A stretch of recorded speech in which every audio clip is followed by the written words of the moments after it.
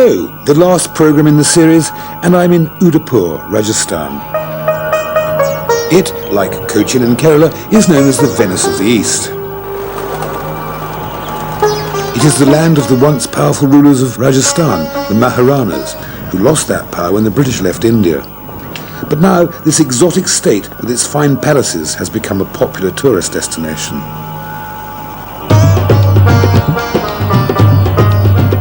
This is Lake Pichula, where the once fabled Lake Palace was built on an island in 1754 by the Maharana Jagat Singh. This symphony of marble was converted into a hotel in the 60s when it attracted the royal, the rich and the famous, from Queen Elizabeth II to Goldie Hawn. It's a long, winding and bumpy road into the barren hills of this water-starved state. Occasionally, deep wells provide irrigation for small parcels of fertile crops, but overall, the region is dying of thirst.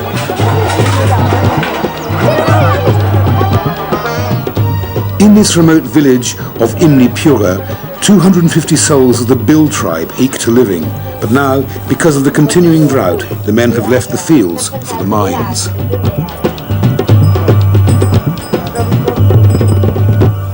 In this spotlessly clean 200-year-old stone house, Ambala, his wife, 2 children and a goat eat, sleep and live.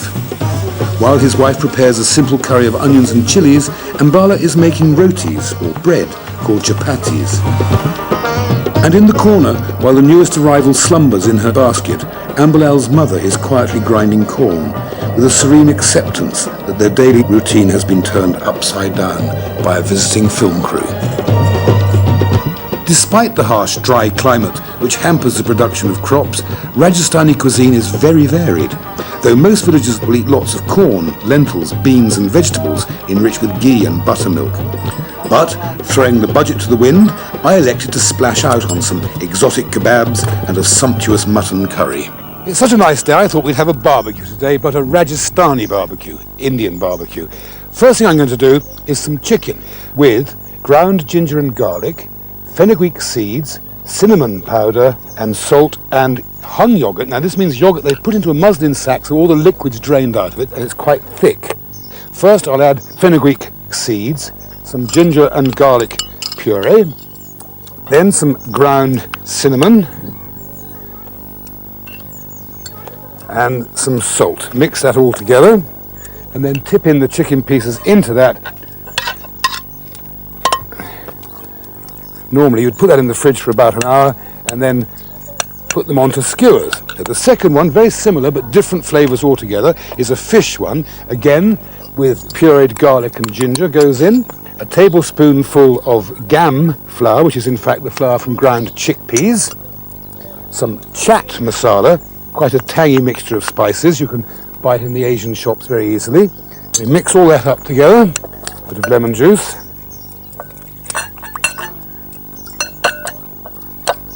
So similarly, the fish goes into there, and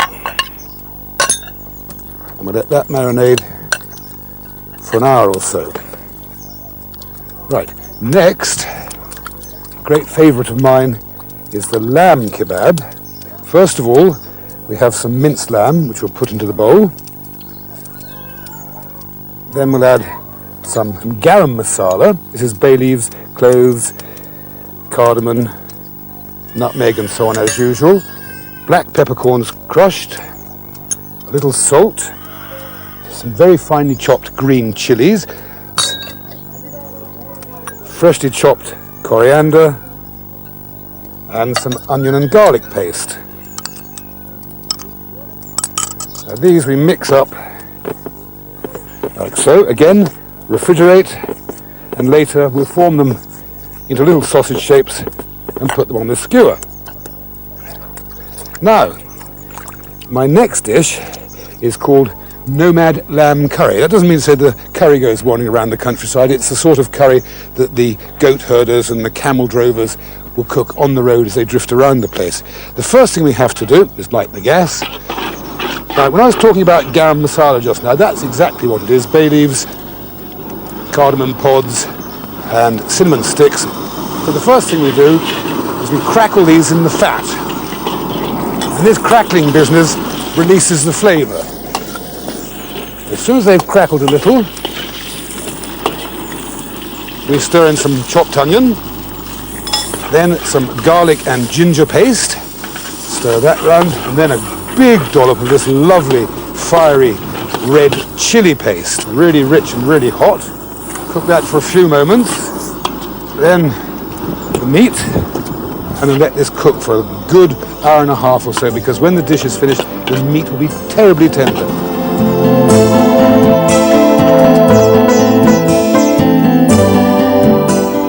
So, the meat and the fish have marinated. I've put them on the skewers. Now we just have to cook them. One more lamb, then finally the fish. Now, while they're cooking, a really delicious relish or pickle to go with any kind of barbecued meats or fish is a mint and apple chutney. It's very simple. Fresh mint leaves, fresh coriander leaves, green chopped chili, and some apple in lemon juice. So we'll put some coriander and some mint and some chili into there, and then we'll add some apple and lemon juice into the little bowl, press the button and whisk it for a few seconds. We'll whack in the rest of it, the rest of the apple,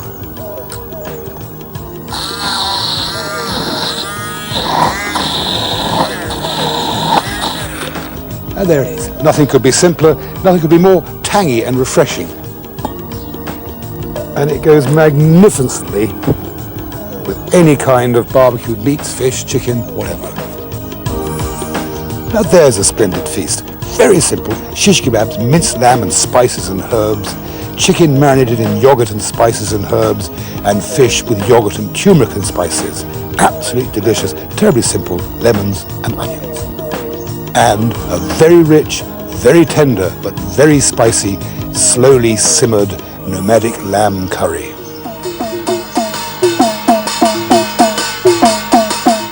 These gentle and hospitable people live by the monsoon, and this evocative dance is a plea to the gods for good rains, and also thanks in anticipation.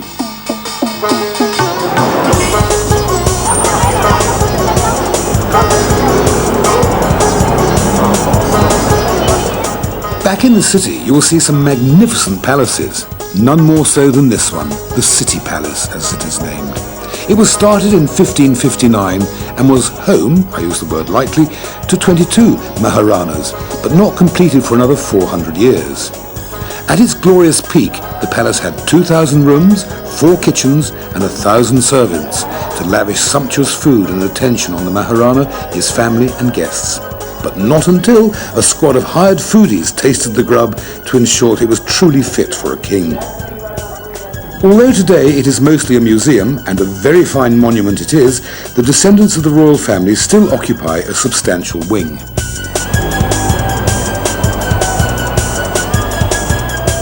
In my travels around the world, I have seen more markets than I can remember, and only a few remain in my memory.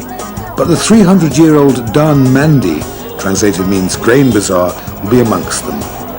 The sacks of deep, bleeding red-hot chilies, the outstanding variety of vegetables, the huge bowls of rice, pulses and corn, the gentle mayhem as porters push carts through the torrent of scooters, the cows that amble unconcerned, thinking their cow thoughts, hoping to find something to munch, the startlingly beautiful colours of the women's saris, and the smiling faces of the children create the essence of this wonderful region. It's a great place for my next sketch. My first dish this morning is a typical Rajasthani dish called murg kadhi, which is chicken cooked in yogurt sauce. To make the yogurt sauce, we have fresh yogurt mixed with turmeric and chickpea flour, and it ends up looking like that. And of course some pieces of chicken on the bone. Then we have ground coriander, fresh ginger, fresh chilies, chili powder, dried chilies, pepper seeds, coriander seeds, curry leaves, onions and tomatoes. The first thing we have to do is crackle the mustard seeds and the coriander. So we add a little oil into here.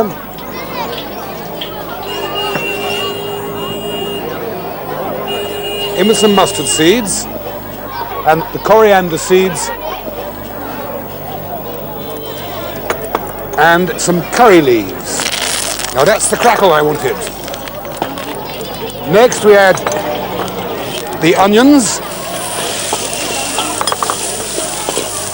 and the tomatoes, then the chili, green chili, the finely chopped fresh ginger, just a little bit of coriander powder. Then we add the chicken pieces and let them saute gently away. While over here, I'm going to do a very colourful Rajasthan vegetable dish, which has got beans, mushrooms, tomatoes, onions, peas, carrots, peppers, cauliflower, and then some cumin seeds, coriander seeds, and dried chilies. First thing again, as before, we put some oil into the thing and crackle the cumin seeds, the coriander seeds, and the red chilies. Then we'll add in the onions, the peppers, carrots. Now, to make it really tasty, some ghee.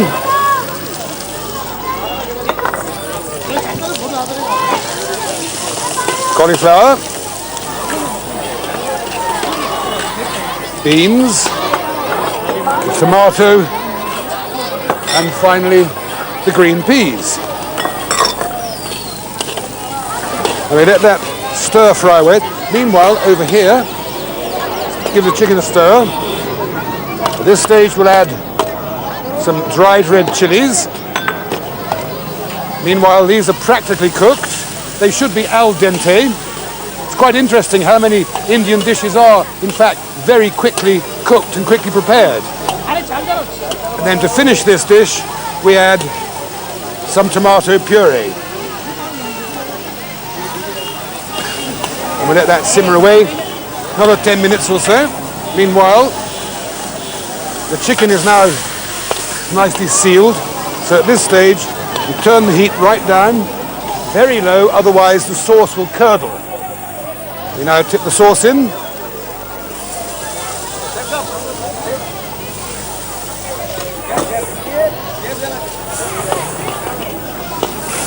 And we let that simmer away until the chicken is beautifully tender and all the flavours of the spices have been amalgamated with the yogurt sauce.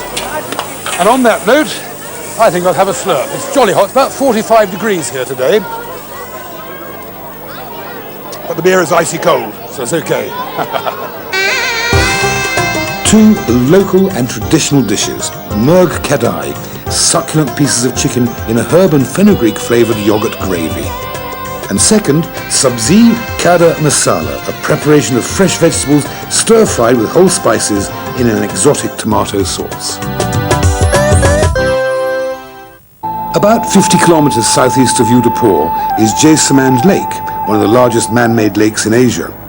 But the outstanding feature is the dam, incidentally built by Maharana Jai Singh from 1654 to 1660 to collect the monsoon rain that cascaded from the surrounding mountains. It is a spectacular edifice, a tribute to both the architectural and engineering skills of the 17th century and the Maharana's vision. The step dam is ornamented with domes and rampant elephants. It is now a wildlife sanctuary and home to a huge variety of bird life, including parrots, herons, flamingos, cranes, cormorants, kingfishers, and the indigenous tiffin bird.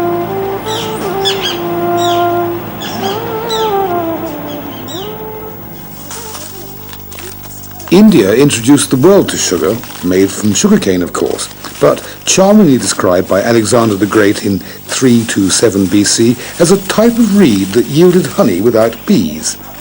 Here, women are harvesting the cane, and without the aid of mechanization, India produces over 23 million tons a year.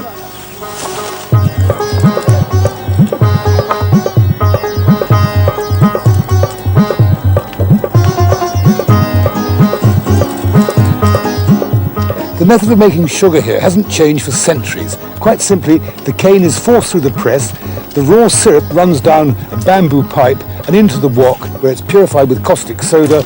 It's gently heated until the crystals form, and it's poured into moulds and taken to market.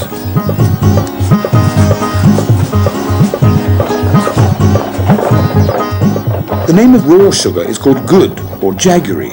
It's also known as the villager's sugar because it's very cheap. They use it for making sweets and also for making drinks. The colour of the sugar reflects the type of soil that it was grown in. The better the soil, the darker the texture and the sweeter the sugar will be. But in many parts of the world, this beautiful stuff is bleached to make it white. In streets all over India, vendors sell sugarcane juice, usually flavoured with lemon and ginger for about 4p a glass. The cane is crushed 3 times in belt-driven mangles known as chakhars. Thank you. Well, this is hardly a sugar-free drink.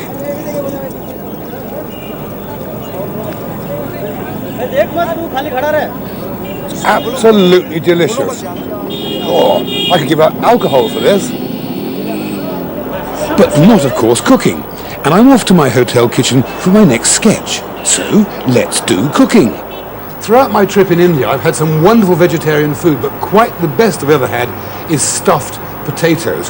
So quite simply what I've done is peeled these potatoes into a barrel shape, then with an apple corer made a hole through the middle and then deep fried them, put them to one side. But before that, I boiled some chilies, some cashew nuts and some onions and pureed them into this lovely white paste. I've also pureed some green chilies, some coriander and some mint to make this lovely paste.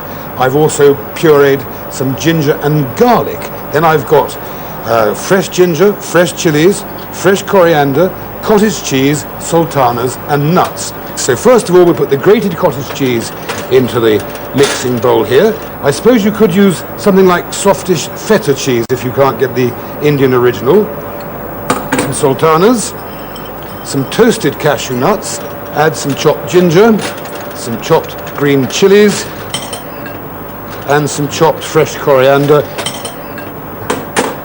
and some cumin powder. Then we mix that up like so, and then stuff the little potato case really tight with this mixture.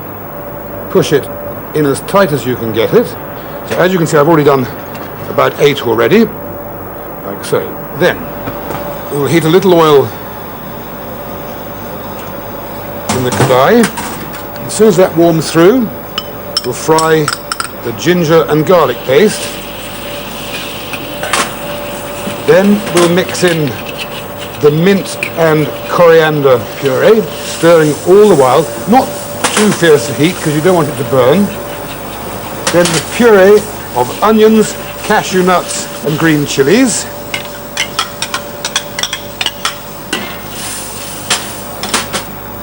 Let that cook for about 2 or 3 minutes, and then quite simply you pop in the potatoes and cook slowly so that the stuffing inside is nicely cooked and the potatoes are hot again. This dish in particular shows how important it is that you prepare your lovely masalas, your purees, well in advance. It's the loving care that goes into the dish before it's cooked that makes Indian food such fun. Also, it makes it so easy to cook when you've had everything all organised and all ready. So with egg timer precision and by the magic of television, on to our next dish. This one involves chicken tikka, already cooked in the tandoori oven. The chicken's been marinated in garlic paste, chili paste and yogurt and some ground garam masala powder and cooked in the tandoori oven. It's cold. But first of all, I boiled some tomatoes with garlic and onions and garam masala ground down to a powder like that. And that whole lot, when cooked for a couple of hours, ends up as this lovely rich red gravy. Here we're going to use some ghee. Ghee makes dishes very rich, and this is a dish for people who haven't got any kind of heart problems or blood problems because it's incredibly rich. So the ghee goes in first, then our chopped garlic,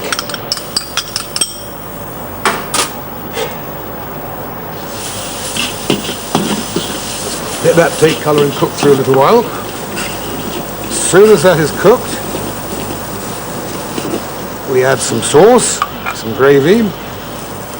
Again, I emphasize that it's the preparation in advance You could do all of this the day before your dinner party very easily, so on the evening you just assemble it as quickly as I'm doing it now. No sweat at all.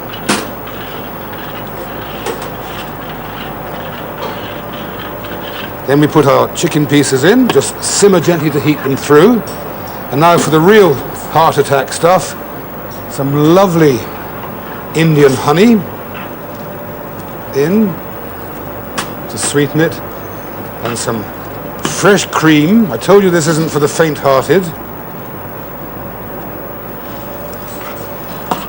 And then finally, we'll sprinkle in some fenugreek leaves. And just let that simmer gently until the whole thing is hot and ready to serve. Simplicity itself. This, one of my favorite dishes of the whole trip. Potatoes stuffed with cashew nuts, raisins and cottage cheese and simmered in a spicy mint gravy. And last but by no means least, a heart-stopping concoction of succulent tandoori chicken spiced lightly with all the wonderful spices of India in a rich tomato sauce with cream and fenugreek seeds. The sun is setting, a hot day draws to a close. Oh, the romance of it all. Thinks. I wish I'd brought my dictionary of traveller's quotations. I'm sure I could have ripped off a good line from Rudyard Kipling. He had a thing or two to say about India. Well, this is the end of my journey here in Udajpur. And what a journey it's been. The food has been fantastic, by and large. And there must be more recipes for masalas than there are for sexual positions in the Kama Sutra. And what of the Indians? Well, on one hand, they're charming, courteous, polite, and very generous and gentle. On the other hand, they're a bunch of bandits ripping you off at the drop of a hat. But I suppose the highlight of the whole place really for me has been in Udajpur and Jaipur. The people are really nice. There are camels, there are elephants. You really, really feel that you are deep, deep in India. And as for the food, it for me has been the best of the whole trip.